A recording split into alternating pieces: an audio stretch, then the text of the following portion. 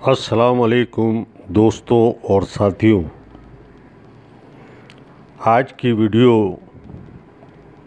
Doctor سید جعفر احمد کی کتاب شب گزیدہ سحر، پاکستان میں فوج اور بیوروکریسی کی حکمرانی کا آغاز 1947 سے 1958 تک کے مضمون سے ماخوذ ہے۔ اس سے قبل بھی ایک ویڈیو آپ کی خدمت میں پیش کی گئی تھی جس کا عنوان تھا جمہوریت کی بساط لپیٹنے والے۔ اس ویڈیو میں ریاست، حکومت، جمہوریت اور عوام کے متعلق آپ کو آگاہی فراہم کریں گے۔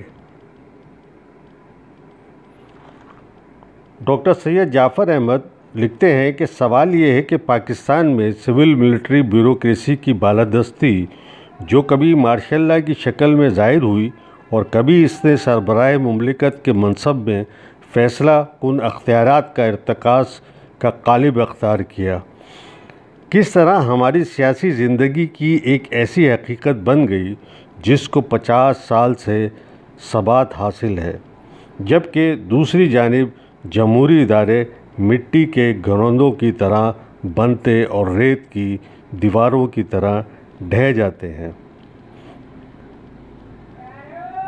اس کتاب کے مضامین آج سے 25 سال قبل تحریر کیے گئے تھے، اس لیے اس کتاب میں 50 سال کا ذکر آتا ہے، لیکن آج 75 سال قیام پاکستان کو ہو چکے ہیں، لیکن حالات جوں کے توں ہیں جس طرح مصنف نے بیان کیے ہیں۔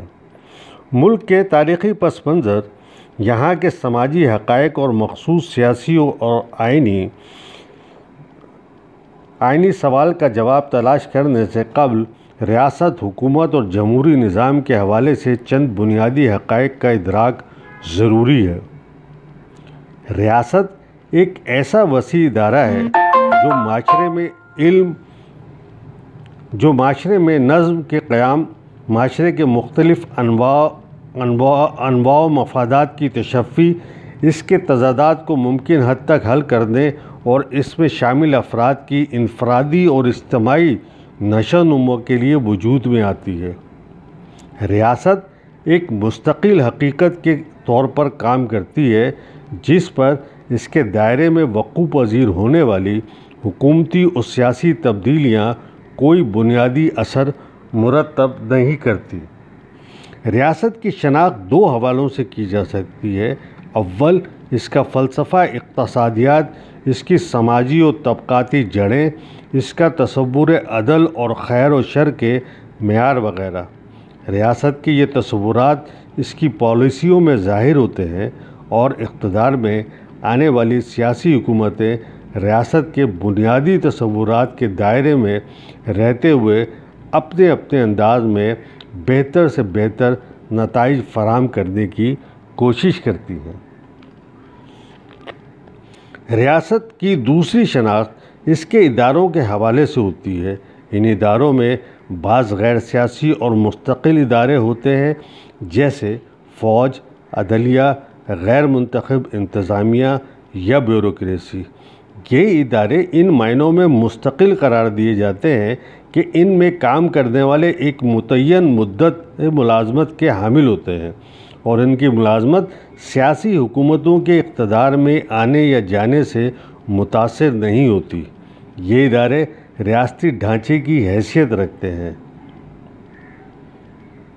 انہیں ریاست کی مشینری کے آلات بھی قرار دیا جا سکتا ہے، جن کے اپنے مقام پر اپنی حدود میں مستعدی کے ساتھ کام کرتے رہنے پر ریاست کی مشین متحرک رہنے کا دار و مدار ہوتا ہے۔ ریاست کے ان مستقل اداروں کے علاوہ ایک اور ادارہ بڑی اہمیت کا حامل ہے۔ یہ ریاست کا سیاسی ونگ ہے، جس میں سیاسی انتظامیہ یا منتخب حکومت اور مقننہ جیسے ادارے شامل ہیں۔ ان اداروں کو ان معنوں میں تو مستقل قرار دیا جا سکتا ہے کہ ان کے اصول و ضوابط، ان میں کام کی تقسیم کار، ان کے فرائض بڑی حد تک طے شدہ ہوتے ہیں، مگر ان کا انسانی مافیا، ہیومن کنٹینٹ یا وہ افراد جو ان اداروں میں سرگرم ہوتے ہیں مستقل نہیں ہوتے ہیں۔ ان افراد کا چناؤ عموماً ہر 4-5 سال بعد ہوتا ہے۔ ایک ریاست میں اس کے سیاسی اداروں کو کام کرنے کی کتنی آزادی حاصل ہے، سیاسی ادارے کتنے فعال ہیں، وہ ریاست کے غیر سیاسی اداروں کو اپنے محدود سیاسی مقاصد کے لیے استعمال نہ کرنے اور خود ان غیر سیاسی اداروں کو سیاسی امور میں مداخلت سے باز رکھنے میں کس قدر کامیابی حاصل کر پاتے ہیں، ان تمام چیزوں پر ریاست کے جمہوری تشخص کا دار و مدار ہے۔ ریاست اور حکومت یا حکومت کے سیاسی اجزاء کے اس فرق سے ان دونوں حقیقتوں کے دائرہ کار کا اندازہ ہو جاتا ہے، مگر ریاست کا مستقل، پائیدار اور ہمہ گیر ادارہ ہو یا حکومت کی تبدیلیوں سے ہمکنار ہوتے رہنے والے سیاسی ادارے، ان سب کی اپنی اپنی افادیت ہے، مگر یہ معاشرے کی حتمی اور فیصلہ کن حقیقتیں نہیں ہیں۔ معاشرے کی اصل حقیقت تو اس کے شہری ہیں، وہ انسان ہیں جن کے دم قدم سے بزم جہاں آباد ہے، جو تاریخ کو بناتے اور ارتقاء کے عمل کو مہمیز کرنے والے ہیں، جن کی تخلیقی سرگرمیوں سے معاشرہ نمو پاتا ہے، اور خود ریاست اور حکومت بھی جن کی تخلیق کردہ ہی ہے۔ ریاست، حکومت اور شہریوں کی مثلث میں اہمیت کے نقطہ نظر سے سب سے اہم قوت عوام ہی ہے۔ ریاست ان کے مفادات کی نگرانی کرتی ہے اور ان کو نظم و ضبط کی ایک مشینری فراہم کرتی ہے، جبکہ حکومت ان کی اجتماعی خواہشات کے مطابق روزمرہ کے امور پر قانون بناتی ہے اور پھر ان قوانین پر عمل درآمد کی نگرانی کرتی ہے۔ اگر ایک ملک میں یہ امور اسی انداز میں روبہ عمل آ رہے ہیں جس انداز میں ان کی تشریح کی گئی ہے، تو ایسے ملک کو جمہوری ملک، اس کی ریاست کو جمہوری ریاست اور اس کی حکومت کو جمہوری حکومت قرار دیتے ہیں۔ انسان نے بڑی سعی و کاوش اور طویل جد و جہد کے بعد جمہوری آدرشوں کے حصول میں خاطر خواہ کامیابیاں حاصل کی ہیں، اور دنیا میں ایسے ممالک موجود ہیں جہاں ریاستی ادارے اور حکومتیں اپنے شہریوں کی خدمت میں مصروف ہیں اور جمہوریت اور عوام کی بالادستی کے تصورات سے رہنمائی حاصل کرتی ہیں۔ پاکستان کے سیاسی حقائق البتہ ایک بالکل مختلف نقشہ پیش کرتے ہیں۔ ہمارے ہاں مستقل ریاستی اداروں اور سیاسی حکومتوں اور عوام کی مثلث میں سب سے کم اہمیت عوام کو حاصل ہے۔ وہ شہری ہیں مگر زیر دست ہیں۔ ان کی شہریت امور مملکت میں انہیں کسی کردار کی اہل نہیں بناتی۔ سیاست میں ان کا کردار ہر 4-5 سال بعد کسی امیدوار کو ووٹ دے دینے تک محدود ہے۔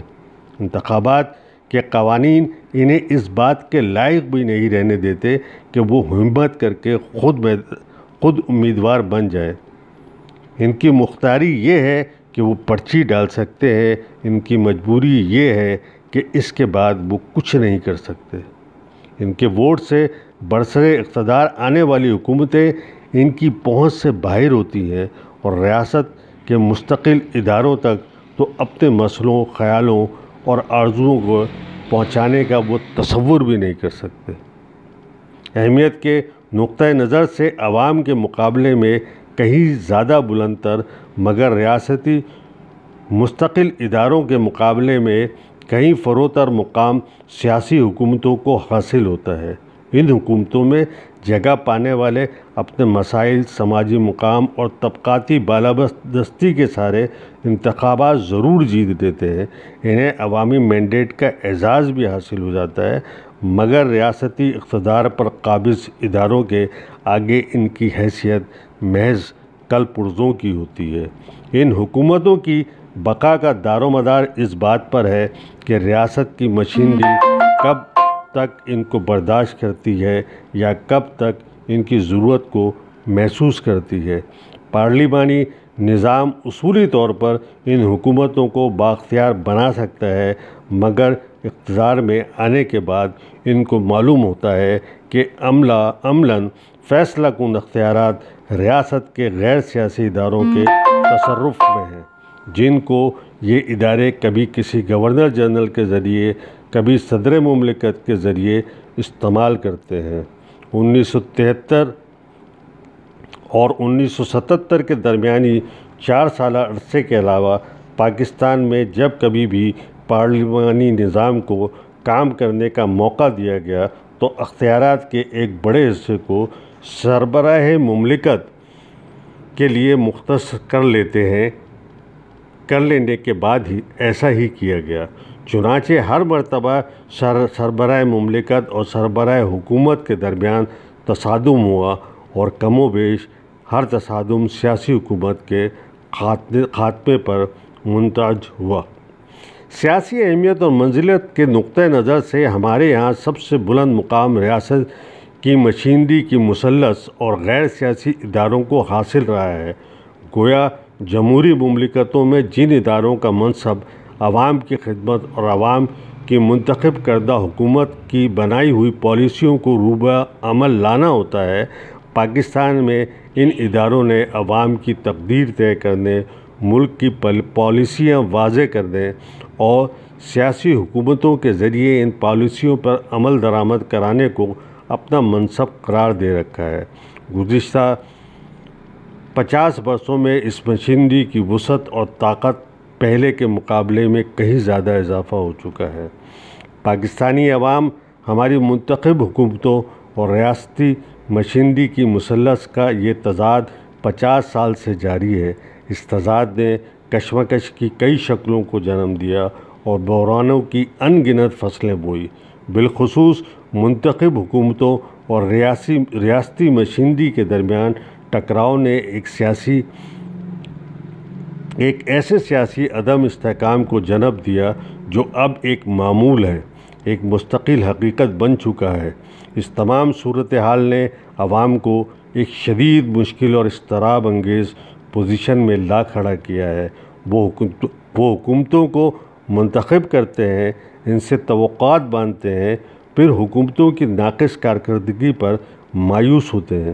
وہ ان حکومتوں کو بہتر حکومتوں سے بدلنے کے موقع کی تلاش میں ہوتے ہیں کہ عین اس مرحلے میں ریاستی مشینری حرکت میں آتی ہے اور سیاسی حکومتوں کے ساتھ اپنے تضادات کو اپنے حق میں حل کرنے کے لیے اس موقع سے فائدہ اٹھاتے ہوئے کارروائی کرتی ہیں یا کرواتی ہیں۔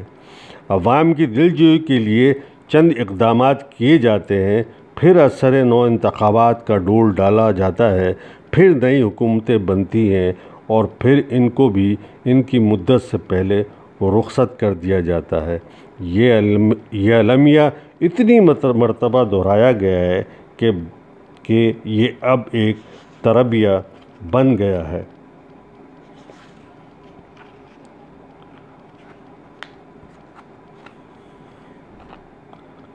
ملک کی سیاسی عمل کو وقتاً فوقتاً تعطل کا شکار بنانے اور اسمبلیوں کی تحلیل کے فراہمی جاری کرنے والے اصحاب کی شخصی پس منظر کی تفصیلات سے یہ نتیجہ اخذ نہیں کرنا چاہیے کہ ان کے اقدامات محض ان کے ذاتی فیصلوں اور رجحانات کا نتیجہ تھے۔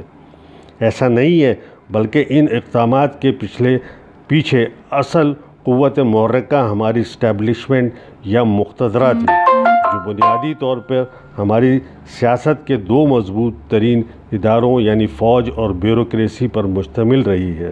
اس مقتدرہ میں ریاست کے ایک تیسرے ادارے یعنی عدلیہ کو بھی وقتاً فوقتاً شمولیت کا اعزاز حاصل ہوتا رہا ہے۔ چنانچہ 1954 میں غلام محمد کے قومی اسمبلی کے توڑنے اور 1958 میں اسکندر مرزا اور جنرل ایوب خان کے ماشاء اللہ لگانے کے اقدامات کو سپریم کورٹ کی پرزور تائید حاصل ہوئی۔ 1988 میں جنرل ضیاء الحق کی ہلاکت کے بعد ہماری مقتدرہ کی جو شکل ابھری، اس میں صدر کو اہم مقام حاصل ہے۔ 1985 میں مارشل لاء کو ختم کرتے وقت صدر جنرل ضیاء الحق نے خود کو سربراہی سے علیحدگی اختیار نہیں کی تھی، لہٰذا وہ آخر وقت تک ملک کی صدارت اور فوج کی سربراہی کے منصب پر فائز رہے۔ تاہم انہوں نے 1985 میں 8ویں دستوری ترمیم کے ذریعے صدر کے لیے بعض اہم اور فیصلہ کن اختیارات مختص کروا لیے۔ ان اختیارات کا مجموعی اثر یہ ہے کہ صدر جو سربراہ مملکت ہے، بڑی حد تک وزیر اعظم یعنی سربراہ حکومت اور پارلیمنٹ کے مقابلے میں زیادہ طاقتور بن گیا ہے۔ یہ انتظامیہ جو پارلیمانی نظام کی روح اور مزاج سے متصادم ہے، ملک میں 1947 سے 1958 تک کے عشرے میں رائج اس نظام کی اہلیہ کی حیثیت رکھتا ہے، جس میں سربراہ مملکت، گورنر جنرل اور پھر صدر سیاسی اختیارات کا مرکز تھا۔ اس وقت بھی سربراہ مملکت عملاً فوج اور بیوروکریسی جیسے ریاستی اداروں کے اشتراک سے کام کرتا تھا۔ موجودہ نظام میں بھی وہ ریاستی اداروں اور خاص طور سے فوج کے اس ادارے کے ساتھ ہم آہنگ ہے، کیونکہ 8ویں دستوری ترمیم نے صدر کو مسلح افواج کا سپریم کمانڈر بنا دیا ہے، جس کی 1973 کے دستور میں گنجائش نہیں تھی۔ اسی طرح 1973 کے دستور میں تینوں مسلح افواج کے سربراہوں کی تقرری کی ذمہ داری صدر مملکت کو دی گئی تھی، مگر کیونکہ دستور کی دوسری شقوں میں صدر کو وزیر اعظم کے مشوروں کا پابند بنا دیا گیا، لہٰذا اس اختیار کا استعمال عملاً وزیر اعظم کے پاس تھا۔ 1985 کے دستوری ترمیم نے مسلح افواج کے سربراہوں کے تقرر کے ضمن میں صدر کو ثوابدیدی اختیار دے دیا ہے۔